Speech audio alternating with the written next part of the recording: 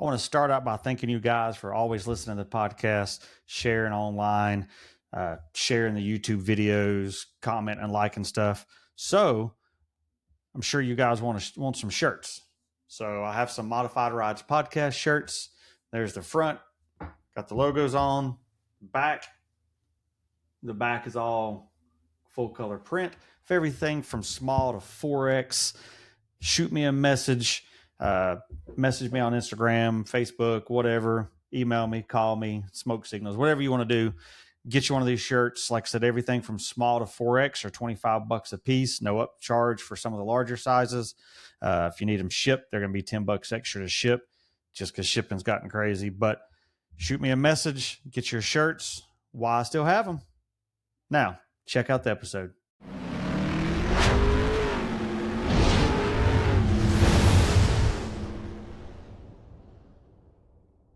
All right, welcome back to another Modified Rides podcast. Today I have someone that's a pretty big name in the custom vehicle world. Some know him as Cris Payne, some know him as Truck Guru. What's going on, man? What's going on, Brandon? How are you? Thanks for having me. So do we call you Chris or do we call you Mr. Guru? Like, how does that? What? I mean, my legal name is Chris, but everybody knows me as Truck Guru, so you can call me Guru or Chris. Don't call me late for dinner because I ain't that. So where did the Truck Guru name come in? I guess we need to start with that. Yeah, so actually, you guys all know, you're familiar if you're in the automotive world with the company RBP. My buddy Roland Trudell actually started that in the early 2000s, and he and I linked up. He was one of my first actual sponsorships, and if I could say anybody steered me in a direction or mentored me in any way, shape, or form, I would have to kind of give him the credit for kind of like telling me like, hey, you're screwing up, or, hey, I love what you're doing, keep up, or whatever. He's actually the one that kind of dubbed me. At first, my name in the industry way back, I'm talking early 2000s, was Tundra Chris. And then I started expanding to, big boy trucks and then project managing a lot of builds. And he said, you know what? You're the Truck Guru now. And I said, you know what? I'm going to roll with it, change the IG name, and haven't looked back since. So who is Chris? Who is Truck Guru? I'm a family guy. Anybody that knows me knows that I love the lake and I love my football, and of course I love my truck. So if I had to say three things that identify me, those are probably the three things that kind of like, if you know me, I'm all about those three things. Yeah. So how did you get into custom vehicles? I guess as a kid, like most of us? Well, my dad was heavily involved in automotive stuff at the time. Growing up, he was, a shop mechanic. He worked at the school as the shop teacher. He taught automotive classes, ASE certified tech. So just kind of being forcefully around that, you know what I mean? I'm a young kid, and I'm out waking up at 6 a.m, turning wrenches on cars or pushing stuff in the hot sun in the summer. I mean, it's just, it's kind of something that kind of was there. And then as I grew older, obviously, living in a small town, automotive stuff, one guy got like a truck and he started tinkering with it, throwing a sound system in, and it just kind of morphed from there, kind of like who could outdo each other. And, then I started learning the fundamentals of, sponsorships and shows and events and return on investment, and kind of gravitated into what it is now. I mean, it just started as a hobby and a passion, quickly turned into a full-time job. Now, you grew up in California, right? I did, yes, sir. And then recently got out of there into another state, right? Yeah, I'm in the great state of Texas. Yeehaw. For all my people out there, much love to Texas. Obviously, I've got a lot of love for California. There's a lot of stuff wrong in California, as everybody's aware of. I was from a place that really didn't have to worry too much about that stuff, but you can't get away from the taxes, you can't get away from the laws, you can't get away from all the crazy. So at the end of the day, I just figured it was time to take the circus on the road, and Texas is all about trucks, so why not? So what do you do full time as a day job? Do you play with trucks as your career? Yeah, I mean, actually, we do everything. I mean, get ready, project management, product allocation, promotion, marketing, design, product influencing. We do brand consulting. We do social media stuff. I used to do a lot of hands-on building, but with the amount of builds that we take on every single year going to the SEMA show, we kind of had to taper it back that. I don't have a shop here in Texas yet. As you know, the past few years since COVID, everything's been insanely overpriced and inflated. So I don't know if it'll ever go down. So I don't know if I'm just waiting for nothing. But at the end of the day, I think I'm just going to wait to see when the market kind of peters off a little bit, and I might buy myself a chunk of property and put up a shop and do the whole storefront song and dance and automotive shop. But right now it's at home office doing all those things that I mentioned. So that sounds like it's pretty much a full-time job with as much as you got going on. Yeah, that and I coach my son's football team. Like I said, do the social media stuff. My son's got a pretty fruitful social media. Pretty cool. I know I keep saying that about my boy, but pretty proud of him. He plays football. He's got about 40,000, 42,000 Instagram followers. He's got like 13 paid brand deals. For a while there, he was making like $3,500 a month for a while there on his Instagram. So, I love the hustle and the grind and building something from nothing.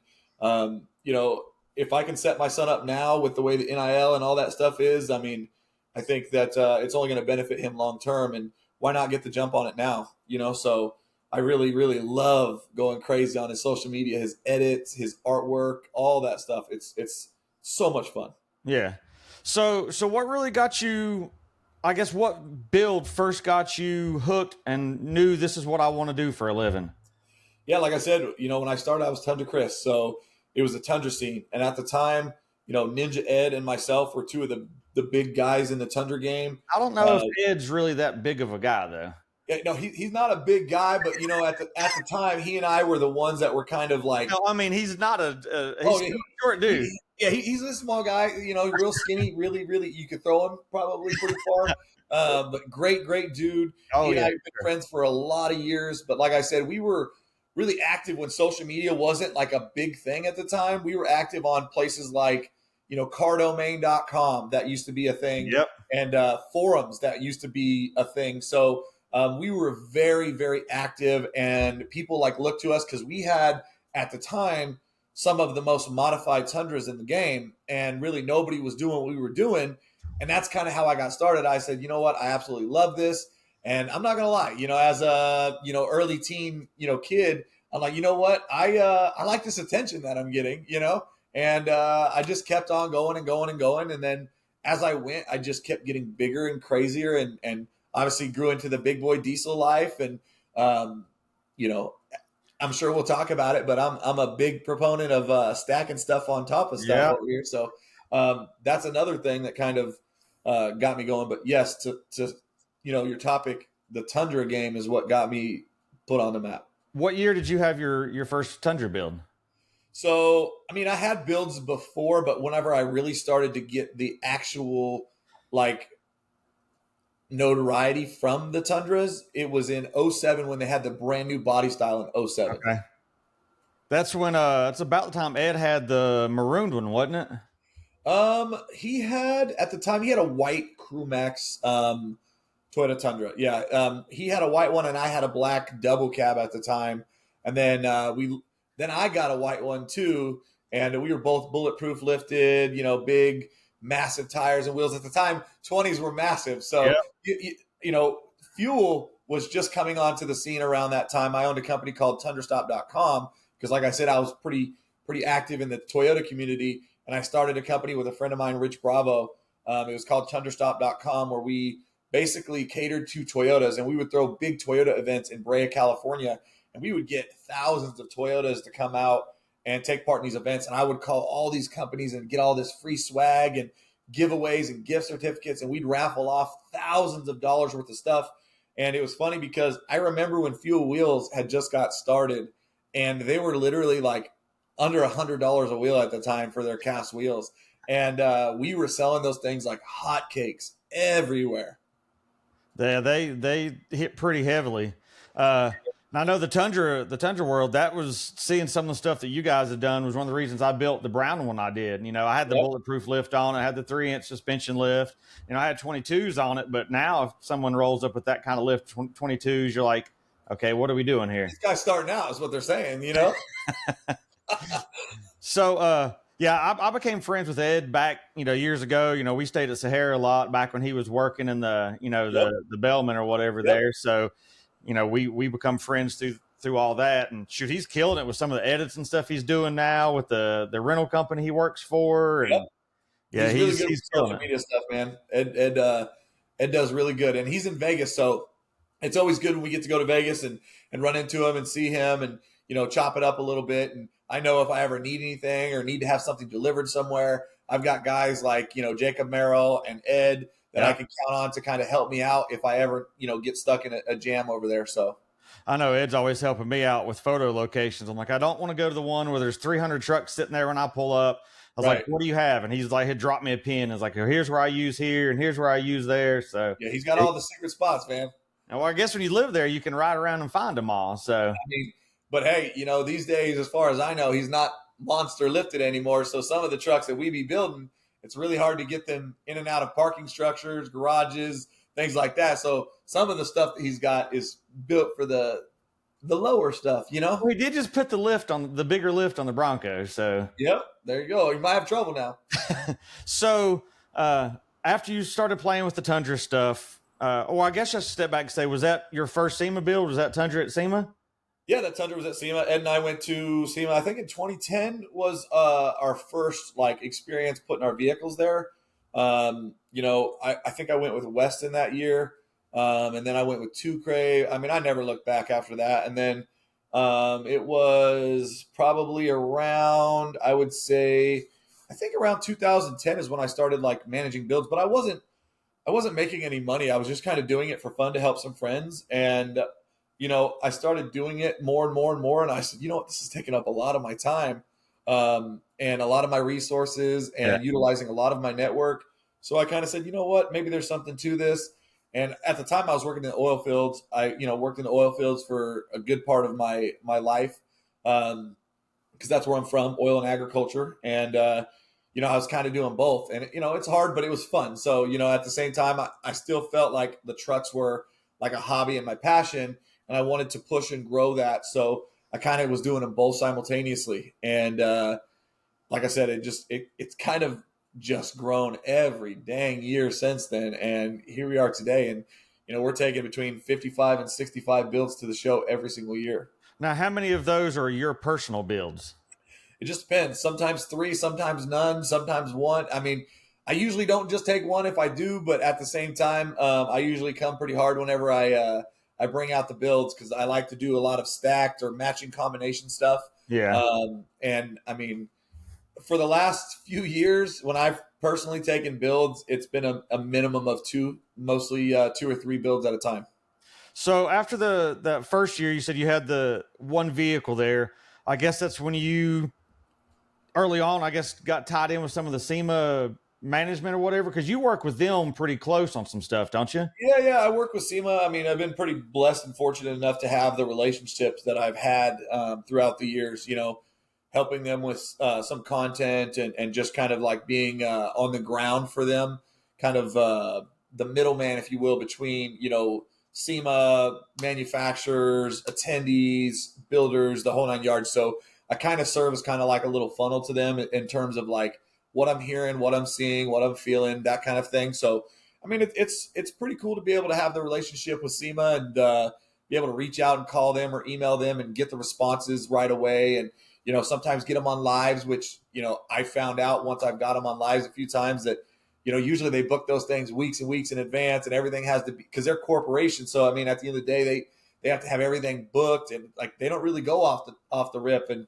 I've kind of sometimes forced them to kind of, hop in here with me and get on a mic and do our thing. So Yeah.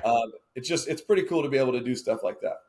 So how long did you do SEMA stuff before you started doing multiple? Did you do multiple your second year? So when I started doing multiple, I think I started doing multiple around, I would say the 2012 mark is whenever I started doing multiple. I was just talking to you before this podcast jumped off, but I mean, I remember, one of my first combinations that I had was a Ram. It was a white Ram. It got the cover of, I think it was 8 Lug magazine. I want to say Bob Carpenter shot it in Okay. a studio. And that was, I had a matching golf cart on top of that one at SEMA, and it was parked right next to Nicki Minaj's Lamborghini at the show. I was out in front of the South Hall, wasn't it? Correct. Right Yep. You remember the bright pink Lamborghini? Yeah, My truck was literally like over the top of it, type of a deal. So I remember yeah, that. yep. That was 13 was the first year that I had, I'd been before, but it's the first year I went back that I thought, I could do this. Like with my connections with the magazine stuff, some of the companies I'd already dealt with, it's like I could shoot all the install stuff on my own builds.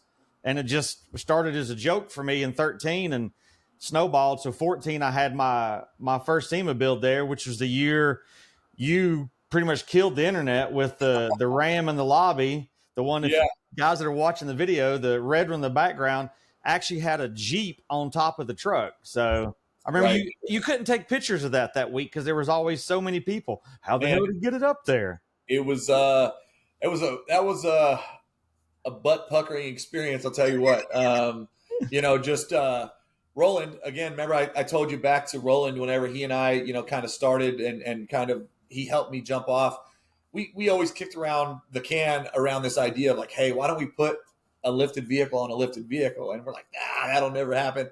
And you know what? After I did the golf cart thing and I saw like everybody's like, wow, that's so cool and all that stuff. I said, I'm going to do it. I'm just going to do it. So I actually napkin sketched the way that I wanted this rack to be. And I went to my installer fabrication shop at the time who did a lot of my fabricating, SMP Fabworks out of Burbank, California.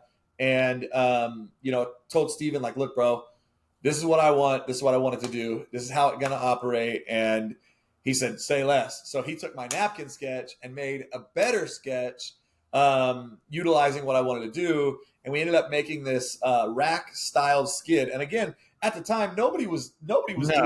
there was not UTVs on top of trucks. There was no rack talk anywhere. So, he took the sketch, showed it to me. We kind of tweaked it a little bit, and we made this rack style skid that dropped in my bed, and it bolted down where you'd bolt like a hitch or something like that for your gooseneck, that kind of thing. And basically, we had turnbuckles for the tie down systems. It bolted straight down, a huge bolt on the bottom nut. Everything was perfect. It was DOM tubing. It was square tubing. It was really heavy. I want to say probably in the ballpark of 1,500 pounds, probably. With the racks and stuff all tucked up in there, they folded up in there, and you just unbolted them, took them out, hooked them on, and they were very sturdy and very secure. And we made a winch point with a pulley system, basically, to where you can winch up without like cutting the winch line. And so you didn't drive it up on there. I did a couple times, but I felt like, hey, too many people around, because every time I loaded that thing or unloaded that thing, like you said before, it was an absolute crowd of people. And the last thing I wanted to do was pull up there, the wheels spin a little bit, and off you go, and then somebody gets hurt. So I felt like, just in the interest of the industry itself and not being the crazy calamity of news on every single news station of car falls off car and crushes people, like, what? That doesn't make sense. So I just said, you know what? I did the oil fields from a safety background also. So I said, I'm going to winch this thing on there and be responsible. And, I pulled it up to a certain point. We winched it, used gas and throttle, but, we did it very safe and very calm and very slowly. So, yes, it was winched on. Now, you actually drove it some with it stacked like that. I did. How sketchy was that? Turning was a little sketch, but other than that, I mean, it wasn't bad. Those Jeeps don't weigh a whole lot. Yes, it was top heavy, but it was a dually, so it was a little wider and thicker. And you felt it up there, like a little rocky, but at the same time, I wasn't super scared. It's not like I was going freeway speeds with it, and I certainly wasn't, taking it underneath a bunch of underpasses. I mean, I think the overall height of that thing, I can't remember, was somewhere between, I want to say like 11.7 and 13.4, somewhere in there. I can't remember exactly. Still legal? It was legal. So up to 13.6. I could have, but now you didn't. If I remember right, you loaded it up in the lobby. You didn't. Those doors weren't big enough, were they? Correct. I had to. I had to pull them in separate, and I had to load it up in the lobby. Yeah, correct. I was trying to remember that because there's no way. I know when we come through with my Tundra that next year, and I was like, "There's no way he got that through here with it No, stacked like that." no, man. It was those doors aren't big enough, so we had to. I think SEMA's doing a bunch of expansion, and they're doing a bunch of construction right now to where they're going to actually retrofit a lot of the halls. Next year is going to be the South Hall. This year they're doing the Central Hall, and they're going to make it look more like the West Hall. I've seen And pictures of that. I believe they're going to make bigger doors so you can actually get things in from the front now. Everything's going to be more glass, things like that. That So, swoopy roof line and stuff. yep, correct. Yeah. So it's going to be a lot. It's going to get a big facelift, and yeah, hopefully you can pull bigger things in there from the front. But back in the day, it was a little bit of a freak show. I mean, imagine driving that rig through there after everybody's already put their booths up and all these vehicles are in place. Man, that was the hardest thing ever to get it through the halls into the front lobby. I almost tapped out. Said, you know what, this ain't worth it. Let's go home. It was tight for mine. I couldn't imagine it with a dually like that with the big rack on it. Going up that ramp too. I'm like, this ramp's barely big enough. What was it? It was a 19. I had my Ram there in the lobby, and they forgot to unlock those doors. So like the cruise was basically over before we ever got out of there.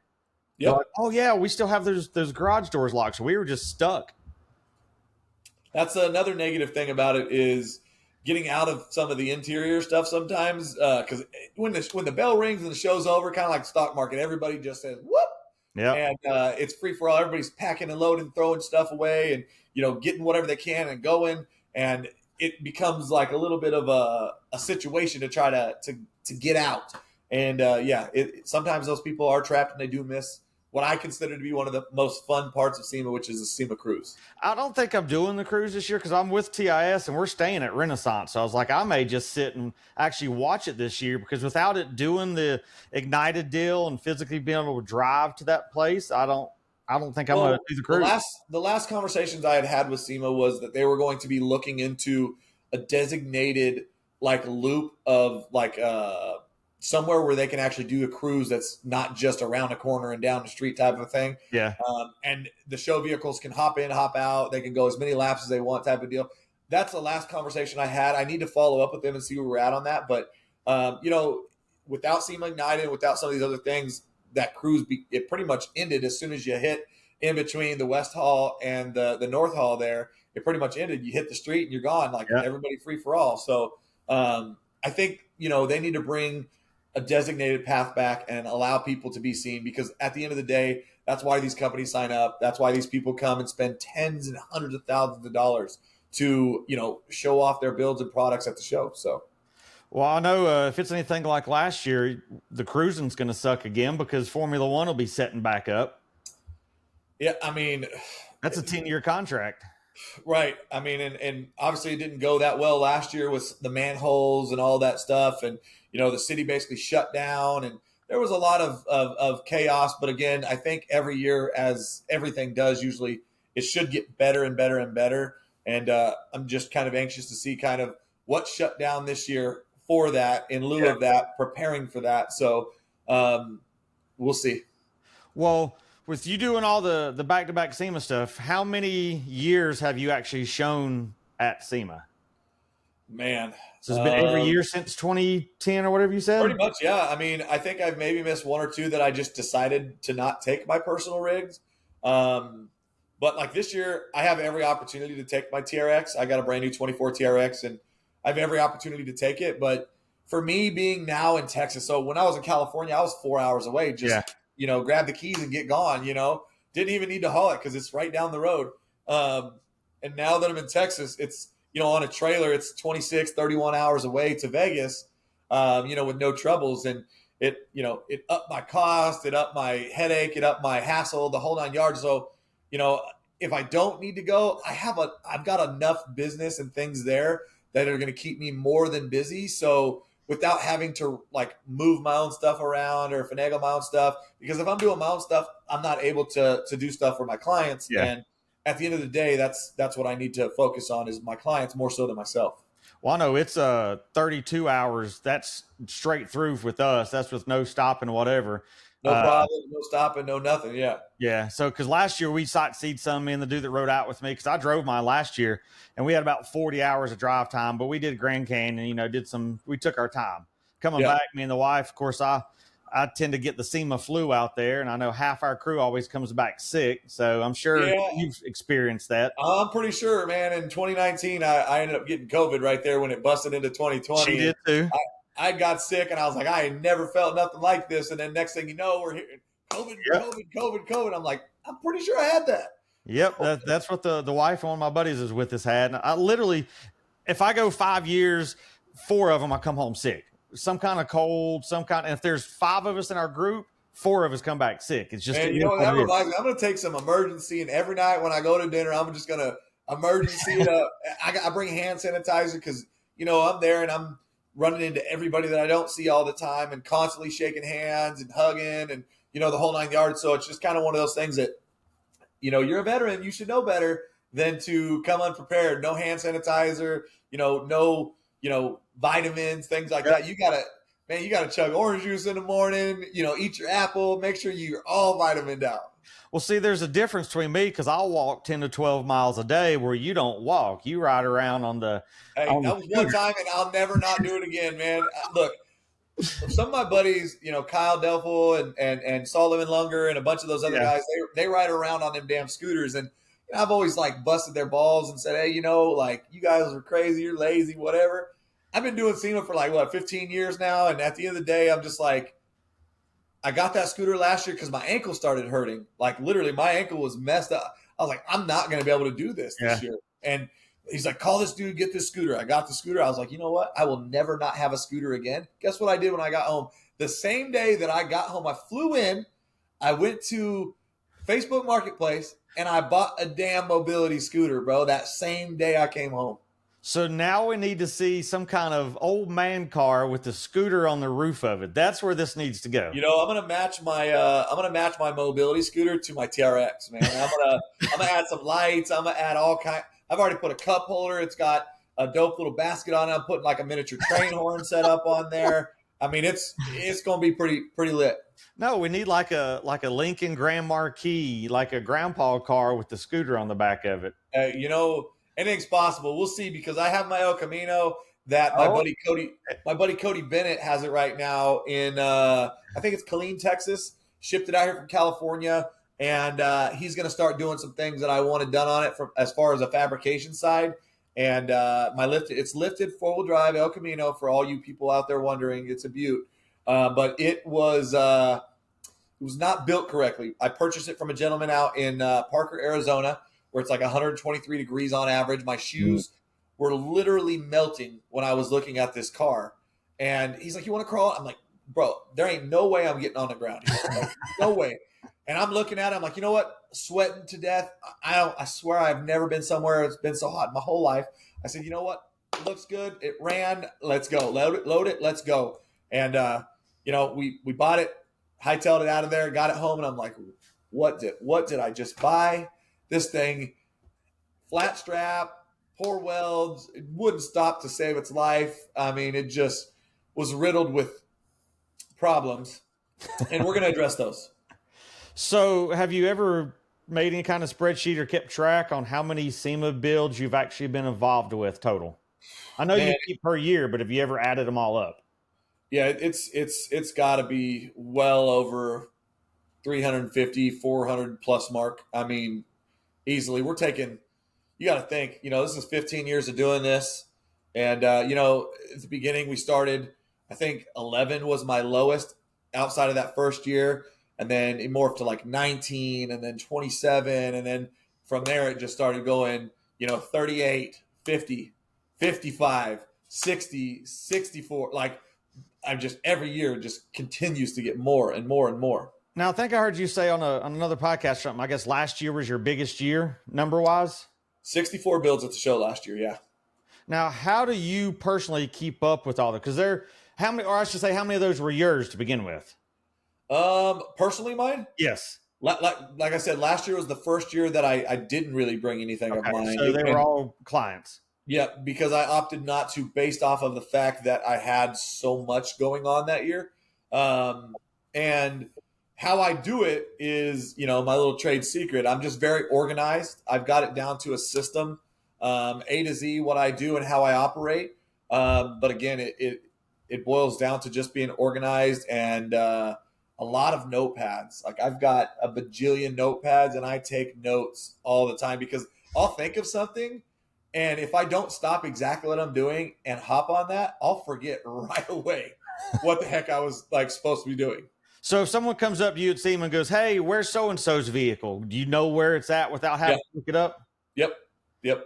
So I guess I've discussed on previous podcasts and even one I did with just me about sponsorship wise, because I get asked all the time. I mean, I nowhere near mess with anything you do, but I do my own stuff, and I get asked all the time, well, how do you get sponsors? So I kind of went through some of that.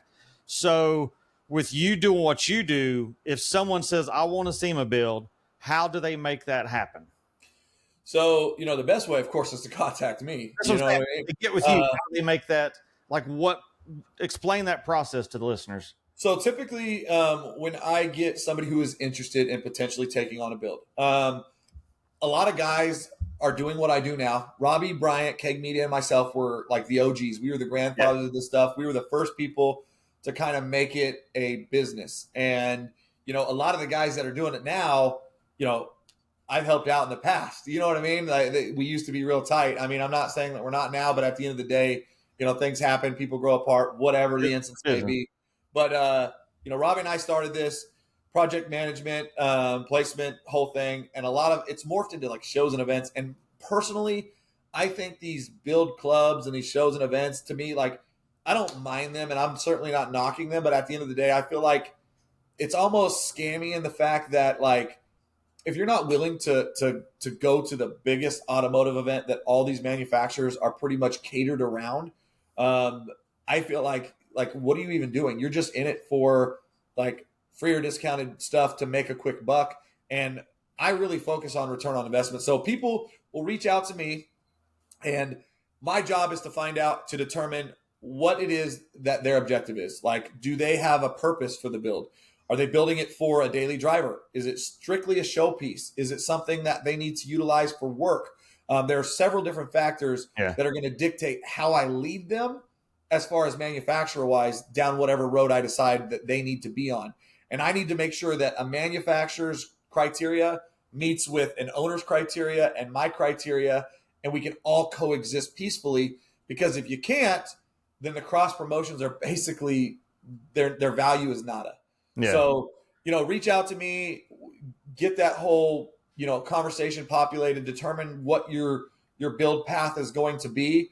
And then from there, my graphic artist, Matthew McDonald, is out of Canada. He handles all my renderings.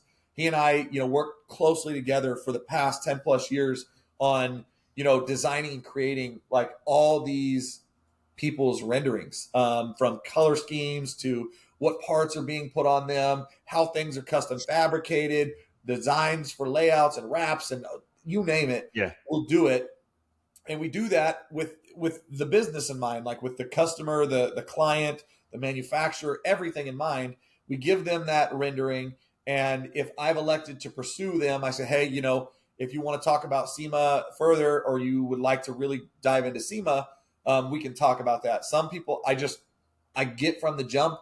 I've pretty good as far as vetting people, and finding out which ones are kind of like not worth anybody's time or investment or product or whatever, because there are people out there that just want to build, sell, and make a quick buck off of somebody else's money and time, and that's just not what I'm here for. I'm here for return on investment, longevity, because at the end of the day, if I can help a company and a person grow, thrive, and succeed and continue doing what they're doing into the future, then I feel like I've done my job and I've set up myself and the next wave of people to continue to be fruitful from the previous experiences. Yeah. I have a lot of people that like, internet says that you can go to SEMA and everything's free and you don't have to spend nothing. So I'm sure you run into that quite a bit. They're like, what do you mean I got to spend thousands of dollars to even build something?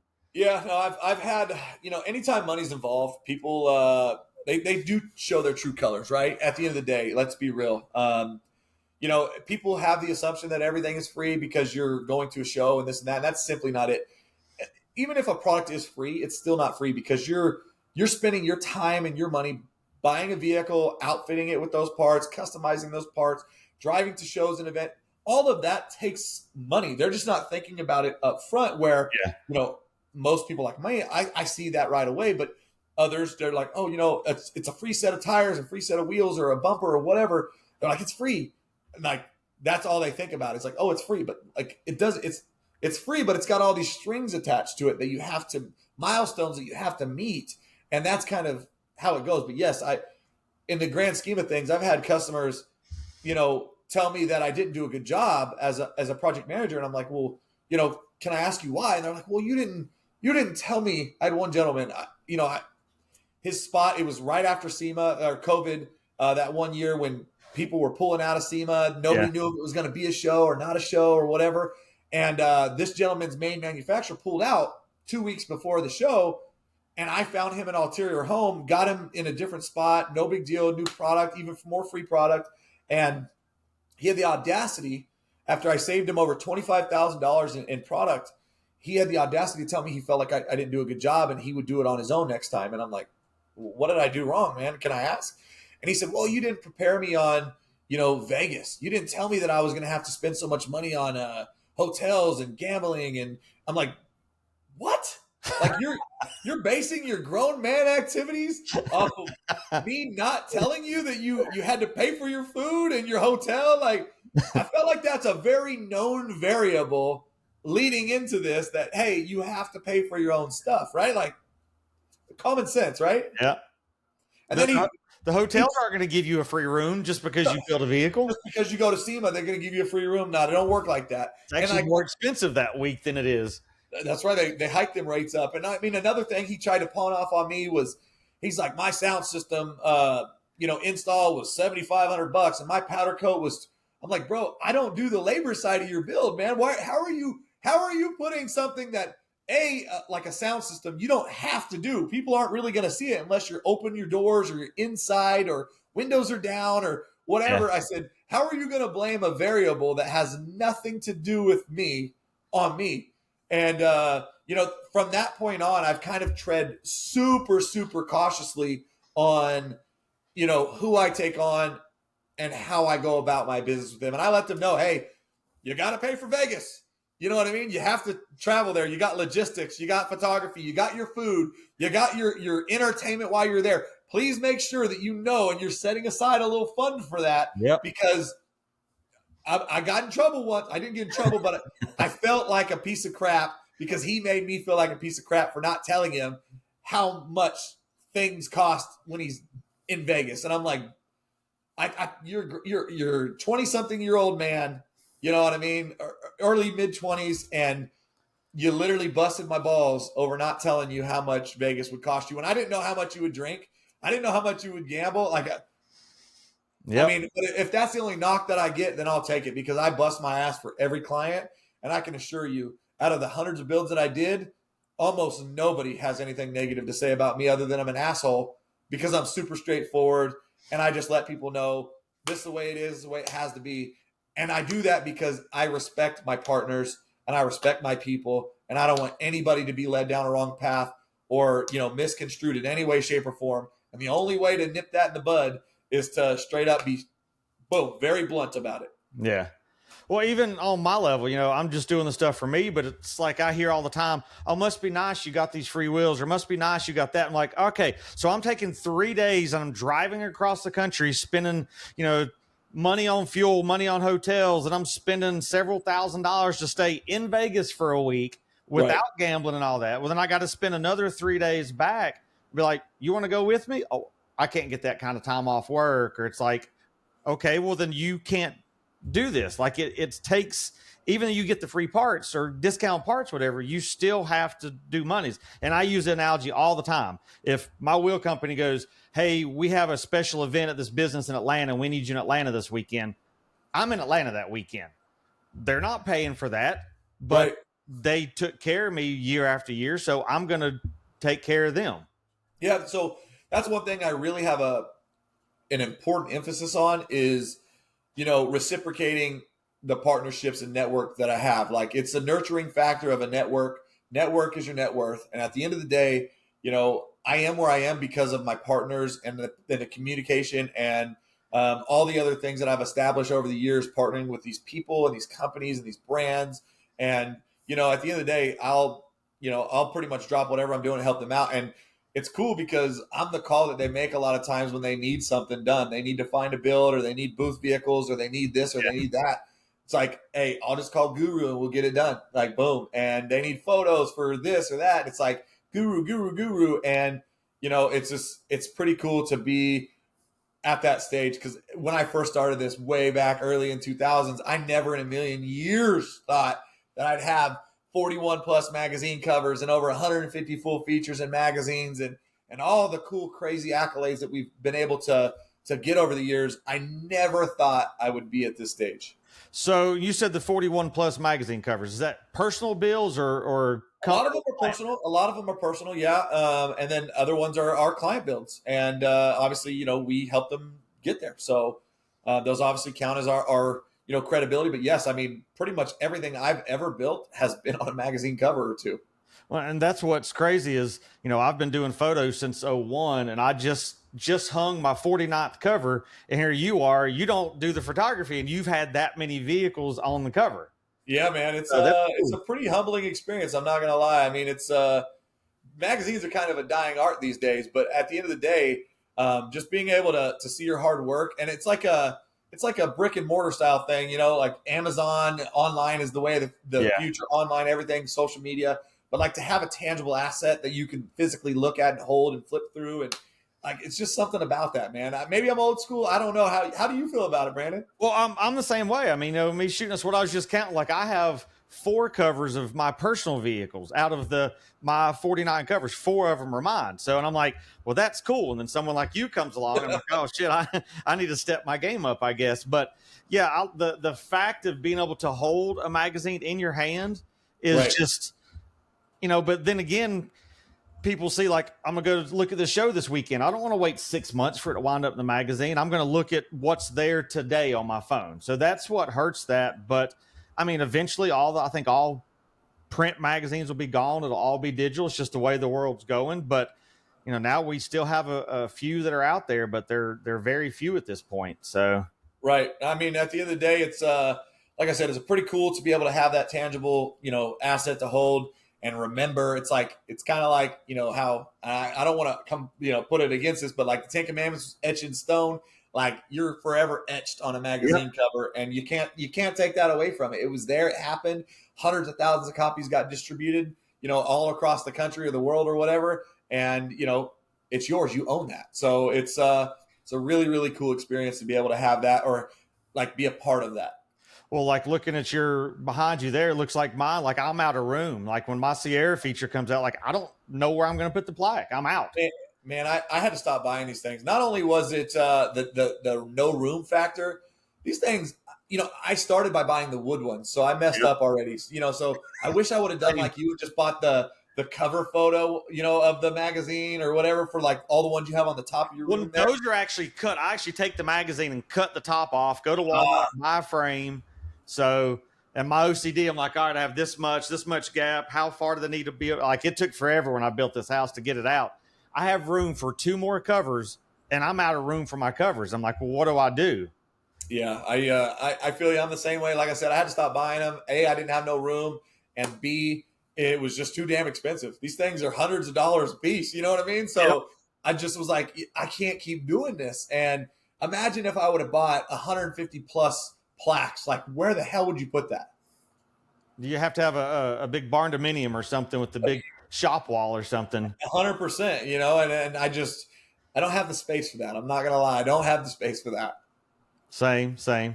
So what does the future for Truck Guru look like? What is other than this year with your multiple builds, where do you see yourself going in the next, say, 5-10 years?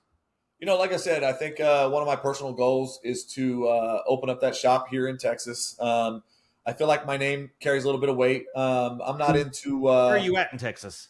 I'm up in the DFW area. Okay. So I'm in North Texas, and there's not a whole lot of stuff in my specific area. There's a lot of money up here.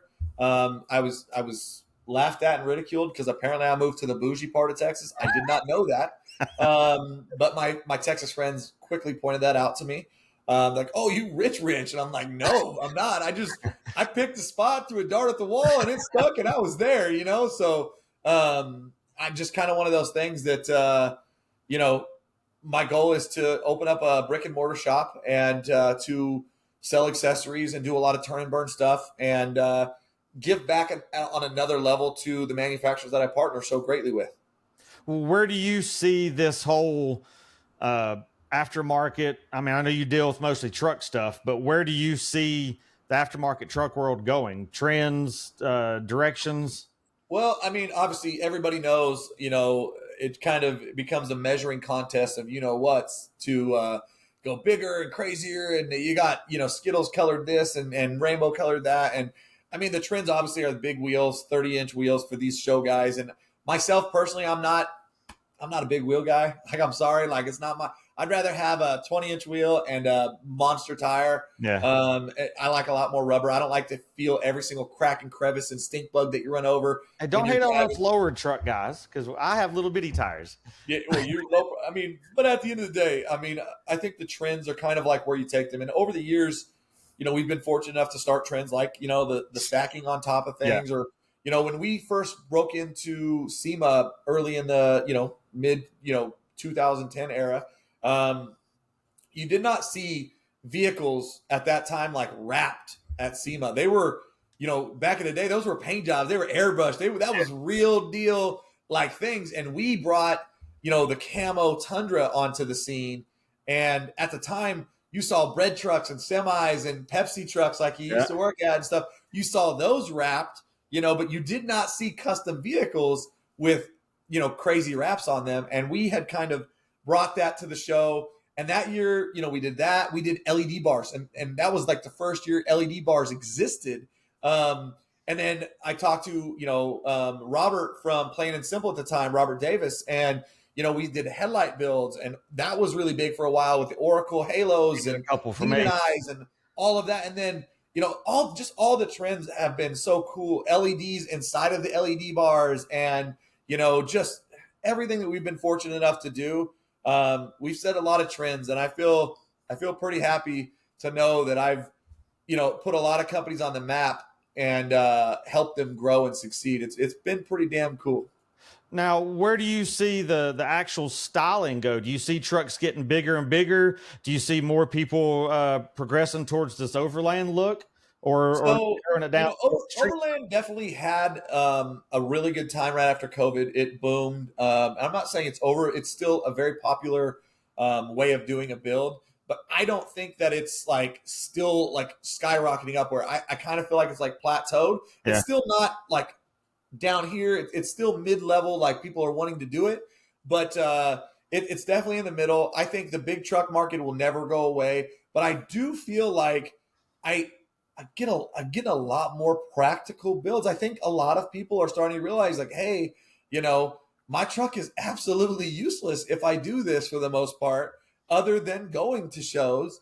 And I think that some people have realized that. And I have a really good mixture of practical daily drivers and show queens. And I call them, mall crawling hoonanny trucks, like, because that's really all they do is on and off a trailer and go to a show. And I respect every single build, whether it's low, whether it's lifted, whether it's gas or diesel. I mean, at the end of the day, it's, it's on your own budgets, what you want to do, what you're capable of, and it's what suits your needs. You should never build a vehicle for anybody else but yourself. Like Brandon, you stayed in your lane, you've done your own thing, gassers and all this other stuff. And, your builds are always top notch and very beautiful. You can put them under a microscope and look at them, and they're just wonderful in a class of their own. But like, you don't beat to anybody's drum. And that's one thing that I feel very confident on in what I do, especially with my personal builds, that I don't beat to anybody's drum. And I feel like the trends in the market, they are what you make them. And at the end of the day, I feel like I have the capability with doing as much as I do to help a company become a brand that people know by putting their products on builds and and volumes of builds that I put out there every year. Well, it's like this year, we're doing my wife's Tahoe for the TIS Wheels booth, and it's like I feel like it's crazy mild because it's a 4-inch lift on 35 to 24s. It's like that's not going to stand out, but at the end of the day, they will sell more of those wheels for that vehicle than they will the 30 by 16s. Yeah, because that's the turn and burn stuff. That's the stuff that the common man can afford. That's Yep. they can aspire to start at that level and grow in. Look, everybody wants the show truck, but not everybody can start at the show truck level. You have to start somewhere. And I say, yeah, you can aspire to be the top notch boss hog right out the gate, but that's not very feasible for most people. So, having a realistic goal and stay in your lane, understand it, grow, learn, and take notes along the way. Start here and just kind of build as you go until you get to where you eventually want to be. Like at the end of the day, I didn't start on magazine covers. I didn't start knowing everybody's personal cell phone numbers that owns businesses. I didn't start this way. I started at the bottom, being somebody who would cold call and try to beg for this and that and work and earn my sponsorships and put those massive decals on my builds. I started doing that a long time ago, and I learned that the return on investment is what you make it, and that's everything. And if you're not going to do it, then you're going to get lost in the sauce and you're going to be a one and done kind of character. Because how many people have you seen going to SEMA and they're like, whoa, and make noise, and then they're gone? Yep. Well, I thought my first year would be like a one and done thing, and it just kind of happened. It snowballed. I was fortunate enough to be able to do what I have. It means a lot coming from someone like you saying that, the detailed stuff of my builds. Like mine may never be the craziest, plan B suspension, none of that stuff, but it's like I always made sure the details is what kept people's attention. So I mean, you do a good job at that, bro. I'm not gonna lie. I mean, I think every build that you've ever done, I've went by it, I've looked at it. I mean, you can tell you're OCD as hell. I can tell, and I am too in a way. Like it's a representation of you when you do something, right? And at the end of the day, if you're gonna allow it to be that build that's all over truck rice because it's leaking fluid all over the place, or it's got a wrap that's got chunks taken out of it and things like that. I mean, it's just like, come on, man, be better than that. The show is something that basically it's the top notch, top dogs, and when you're there and you're like, I've been fortunate enough to be in Battle of the Builders numerous times, and I've been against guys like Chip Foose and the Ring Brothers and the Gerber brothers. I mean, just everybody.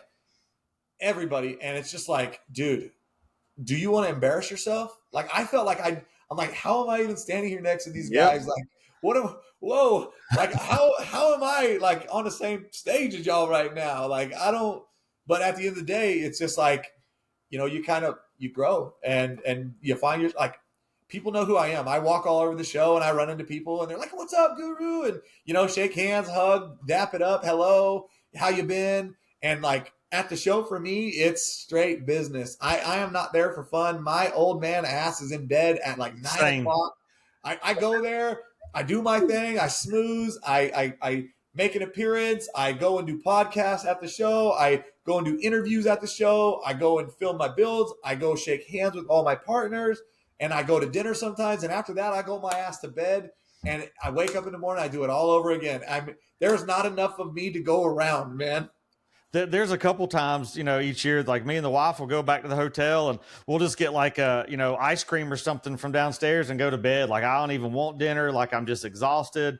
But like last year on Friday, we were getting up because I always get there early, wipe my own vehicle down. I do it all myself. So we were getting up early, and the guys that were staying with us were walking into the room as we were getting up because they were out partying all night. And I'm like, I can't do that. Like I'm rookies, right? Well, I'm there to same thing. I'm there to work and network. Like you talk about that guy that his gambling deal. I might put $5 on roulette. When I lose that $5, I'm like, cool, see ya. I'm the same way, man.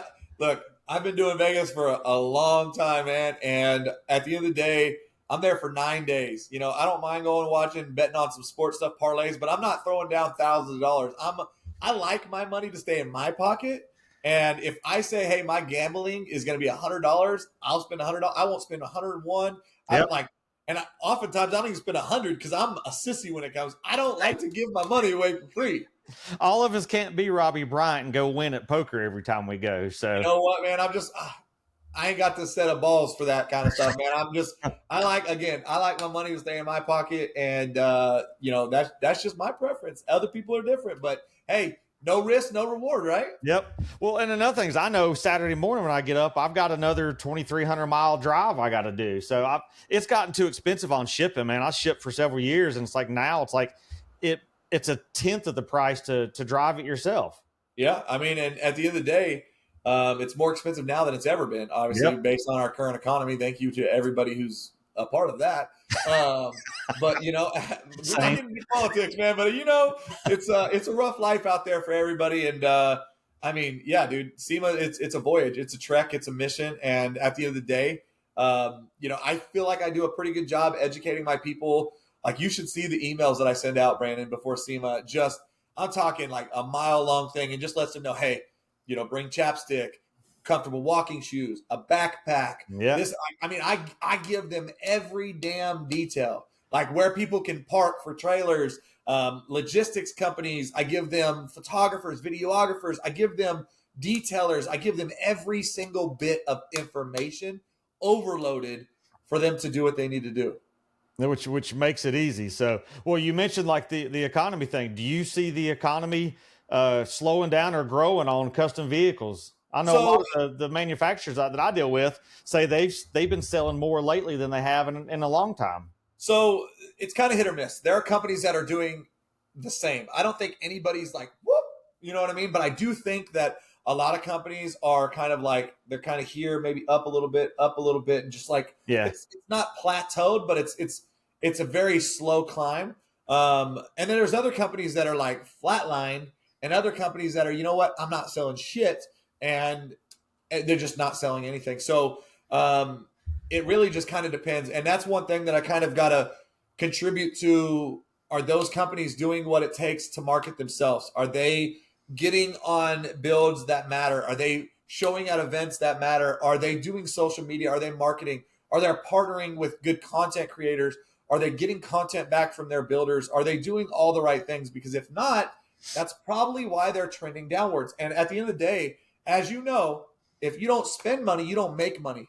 And these companies, some of them have figured it out. Like, hey, I need a marketing budget that's 10 times what it should be. And like Nick Chin was one guy that I absolutely got to give a hats off to. When he started really growing American Force, he wrote the formula for success. And if you knew him or were around him or talked to him or watched him, it was very easy to understand how they were so successful, because Nick is a damn genius when it comes to like marketing and understanding how to build something that people want, right? And like for him, I based, some of my things and the changes that I've made in my businesses to a lot of the things that he did. And that's the adaptations that I made to become even more successful than what I was.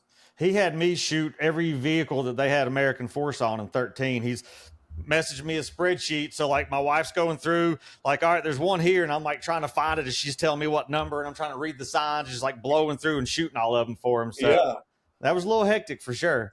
It can be. The show is so big. And with the expansion of the West Hall in recent years, it got a lot bigger. And at the end of the day, there's talk about the blue lot coming back. The platinum lot where people roll in might be a lot this year because of the construction. The construction in front of the Central Hall basically accounts for around 300 spots roughly being disappeared. So they're trying to figure out a way to kind of combat that and still have space for those vehicles. I've offered several solutions. I'm curious to see how it's going to operate. They're a little slow to the draw on uploading spots onto the map, especially for the outdoor stuff.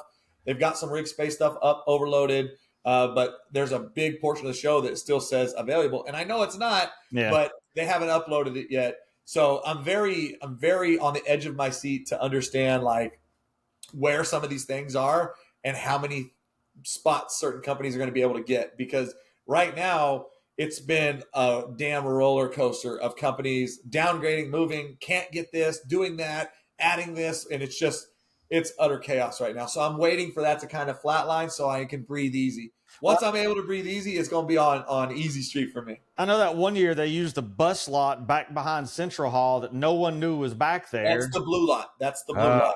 Yeah. like they That's maybe apparently brought no one back knew it this was year. there.